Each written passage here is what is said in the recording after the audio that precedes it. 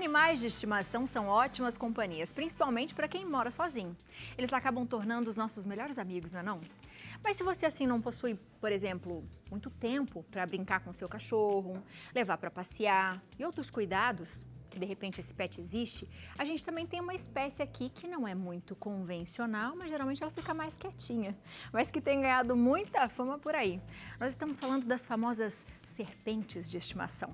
Muitos podem se assustar com a ideia, talvez por medo ou pouca informação sobre os cuidados e como preparar o ambiente para esse tipo de espécie. Mas para desmistificar isso e tirar todas as nossas dúvidas, a gente recebe o médico veterinário Kamal Filho, que não veio sozinho. Minha gente, seja muito bem-vinda mais uma vez. Muito obrigado, Abi. Tudo bom? Tudo ótimo. Apresente pra gente as nossas amigas de hoje. As nossas amiguinhas, né? A Celeste. Celeste. O nome desse daqui é uma Piton Ball, né? Ele é o castanho. Castanho. E ela é uma jiboia arco-íris do norte, que o nome dela é Kalel. Kalel. Dele, né? São dois meninos. Só. Que bonito. Você falou 2 meninos. Uhum. A gente consegue identificar isso, Kamal? Precisa sexar, né? A gente tem os métodos de sexagem. Quando a serpente ela é filhote, dependendo da espécie, a gente pode fazer um que chama pulping, né? Que a gente consegue apertar aqui na ponta da cauda e o M-pênis ele everte, a gente consegue ver quando é macho, quando é fêmea não sai nada. E quando ela já é de jovem para adulta, a gente usa umas sondas de sexagem, né? Então a gente consegue sexar através desse instrumento. Que interessante. Kalel, que é filho de Jorel. Olha, gente. É a referência. Eu conheço, viu? Olha que Uau. linda, cara. Quando a gente fala, né, todas as pessoas falam, eu tenho medo de cobra, eu tenho desespero de cobra.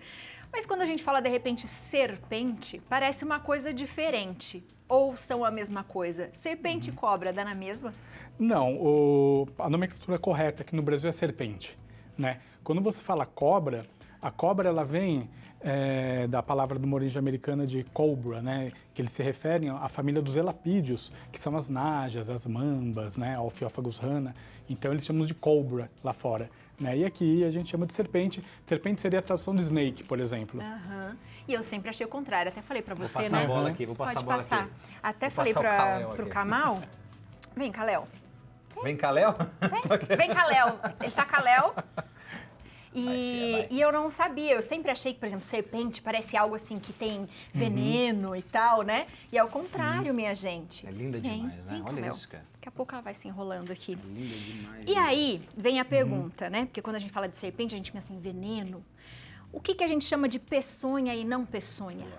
Vamos lá. Primeiro a gente determina o que é venenoso e peçonhento. Eu acho que é interessante a gente falar, né? O peçonhento ele tem a capacidade de inocular o veneno, né? E o venenoso, ele não tem essa capacidade. O venenoso, ele faz um envenenamento passivo, vamos assim dizer. A gente precisa encostar no animal, né? Para ser envenenado. Então, as serpentes, como elas têm a capacidade de inocular o veneno, elas são peçonhentas, né? Mas aí, tem a ver com dentição também e com a glândula de veneno, de ter ou não a glândula de veneno. Né? Essas serpentes que nós trouxemos hoje, né? Ela é um pitonídeo da família das pitons e ela é um boídeo da família das jiboias. Tá? Então, elas são serpentes que a dentição chama áglifa. Elas não têm a presa inoculadora de veneno. Mas também tem ela a presa. Não A tem. presa, ela não tem a Nem presa. glândula nem Tá, presa. tá. Ela tem glândula salivar e ela não tem a presa inoculadora de veneno. Ela só tem dentes. Né? E aí a gente tem alguns tipos de peçonhentas. Né? A gente tem as víboras, né, que elas têm uma dentição chamada solenóglifa. A gente tem os elapídeos, que são as nádeas. A coral é um elapídeo, né? É o representante brasileiro dos elapídeos, né? Então, ela tem uma dentição proteróglifa, que é uma dentição específica daquela espécie, né? Então, elas têm a capacidade, sim, de inocular o veneno. E a né? coral também é uma serpente, não é Também. uma cobra. Você citou naja. A coral verdadeira a gente pode falar que é uma cobra. Tá. Cobra ou coral? Cobra. Então tem a ver com a peçonha, tem a ver com o veneno, não ser cobra ou ser serpente? Tem a ver com a dentição e com o veneno, exato, com os dois, né? Mas a cobra, ela tem os dentes, que é a presa inoculadora de veneno fixa na porção mais rostral da cavidade oral. Enquanto as víboras, por exemplo, a presa é móvel, ela retrai. Entendi, por isso que é víbora, né? Muito legal, viu? E aqui a gente tá... Elas são super tranquilinhas aqui, tá andando, tá o tempo todo aqui. Eu até já peguei o jeito aqui, que ela vai trançando. Como que a gente pode ter um animal desse, como um pet, por exemplo, Como que a gente pode dizer que a cobra é um pet? Quais os cuidados que a gente tem? Como que a gente pode ter uma? Quais são as espécies? Claro, o primeiro cuidado, né, é o animal ser proveniente de um criatório legalizado, né? É algo que eu sempre bato quando a gente conversa, né? Porque tem que ter uma regulamentação para ter a serpente, né? Então, o criatório sendo legalizado, você pode adquirir o exemplar, né? Hoje em dia a gente tem a Piton Ball, que ela é um exemplar legalizado, né? A gente tem a jiboia arco-íris, a gente tem a BCC, que é a jiboia comum, né, também de forma legalizada. A gente tem outras, né? A gente tem hognose, alguns criatórios que podem vender essa serpente. A gente tem a Corallus também, que alguns criatórios podem vender, né? Então, tem uma gama de espécies mais interessante hoje do que alguns anos atrás, tá? O que acontece é que quando você vai ter um animal desse, você precisa já ter um setup, um terrário pronto, um ambiente pronto para ele, né? Os répteis, eles são ectotérmicos, então eles dependem da temperatura que está no ambiente para poder ter o seu metabolismo, para poder ter o seu aquecimento. Então você não pode simplesmente comprar uma serpente e deixar ela num cantinho, né? Você tem que ter, eu chamo de setup do terrário, né? Você tem que ter ele direitinho. Por exemplo, a Piton Ball, essa daqui ela é uma serpente exótica. Ela é uma serpente africana, ela não é da nossa fauna. Da nossa fauna, E quando o animal é da nossa fauna, ou ele está aqui de maneira transitória, a gente chama de silvestre. Então, essa é a diferença também de animal silvestre e animal exótico. Então, a Piton Ball, ela é exótica, ela tem... ela precisa de uma temperatura, né, de 32 a 35, por exemplo, né, enquanto um animal que é de outro local, ele pode não precisar dessa temperatura, dessa umidade, de uma umidade alta, uma umidade baixa. Então, a gente não pode falar, uma serpente, ela precisa desses cuidados. É individual de cada espécie. A gente não pode generalizar isso. Exatamente. Então, pulseira bonita, Miane. Você viu? Olha aí. Então, é diferente um terrário do outro, de acordo com a espécie, enfim. Com certeza. Tamanho também, né? Interfere. Né? A gente precisa entender, quando a gente vai pegar a serpente, qual o tamanho que essa serpente vai ficar, quais são os hábitos dela, né? Porque tem serpente que tem hábitos arborícolas, que elas ficam em cima de galhos, sobem na árvore. Então você teria que ter um terrário vertical, né? Ele não pode ser aqueles horizontais. Então tem tudo isso para se estudar antes de adquirir um pet serpente. E o que elas comem? A alimentação das bichinhas. Essa parte é um pouco chata, né? Inclusive chato para nós, né? Não para elas, né? Não para elas. Elas gostam. No outro programa eu estive aqui com os ratinhos, né? Com o Twister. E infelizmente eles são os alimentos das serpentes, né? A gente pode fornecer tanto camundongo quanto twister, né? E a depender do tamanho, outros roedores também, outros mamíferos. Mas sempre tem que dar isso? Ou ela se alimenta de quanto em quanto tempo de um animal como um ratinho, por exemplo? Vamos lá, isso também varia um pouco da espécie que a gente está falando. Se a gente falar de uma corn snake, por exemplo, que ela tem um metabolismo mais rápido do que uma Piton Ball, você alimenta a cada 7, 10 dias.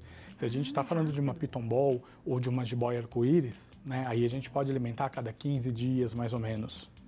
Né? Então, é uma frequência menor. Tá? E como que calcula? É por peso?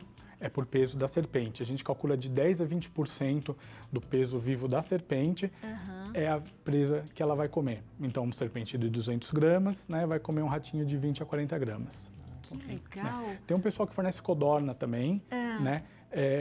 Pode ser fornecido, tá? Mas eu prefiro realmente roedores.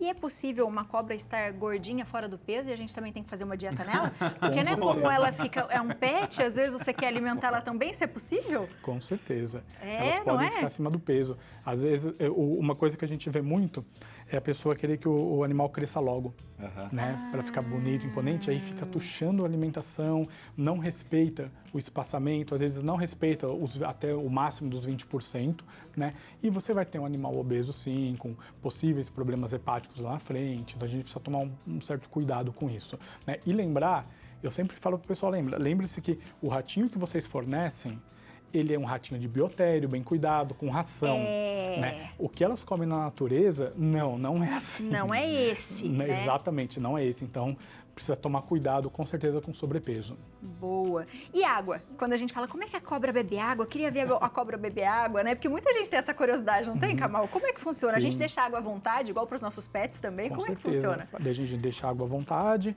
ela vai abrir a boquinha e vai tomar lentamente. É bem sutil, a água quase que não se mexe, quase que não faz movimento. Né? Interessante. Mas também, algumas elas podem fazer, algumas não, todos os répteis, né, eles podem fazer a absorção cloacal, que é pela cloaca, eles ficam no pote de água, eles estão absorvendo a água também pela cloaca.